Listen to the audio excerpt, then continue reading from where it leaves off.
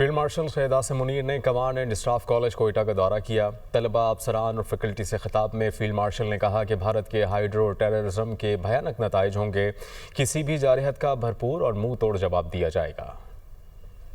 Field marshal Syed Asim Munir کا command and staff college Quetta کا دورہ۔ کمانڈ اینڈ سٹاف کالج کے طلباء، افسران اور فیکلٹی سے خطاب، مسلح افواج کی پیشہ ورانہ مہارت کو سراہا، شہداء کے اہل خانہ سے مکمل یکجہتی کا اظہار کیا۔ ISPR کے مطابق فیلڈ مارشل عاصم منیر نے آپریشن بنیان مرصوص کے شہداء کو بھرپور خراج عقیدت پیش کیا۔ انہوں نے مارکہ حق کی کامیابی میں مسلح افواج کے پروفیشنلزم کی تعریف کی اور عالمی علاقائی صورتحال پر تفصیلی تبادلہ خیال کیا۔ بھارت کے پاکستان کے خلاف بلا اشتعال جارحانہ اقدام پر بھی روشنی ڈالی۔ کہا کہ مارکہ حق کی کامیابی ہمارے قومی عزم کا منہ بولتا ثبوت ہے۔ قومی قیادت کے ساتھ قوم مادر وطن کے دفاع کے لیے آہنی دیوار بن کر کھڑی ہوئی۔ فیلڈ مارشل نے کہا کہ کسی بھی جارحیت کا بھرپور اور منہ توڑ جواب دیا جائے گا۔ دہشت گردی کے خلاف جنگ سے توجہ ہٹانے کی ہر سازش کو ناکام بنائیں گے۔ پاک فوج کے سپہ سالار نے کہا کہ جنوبی ایشیا میں استحکام کے لیے تنازع کشمیر کا منصفانہ فوری حل ضروری ہے۔ بھارت کے ہائیڈرو ٹیررزم کے بھیانک نتائج ہوں گے۔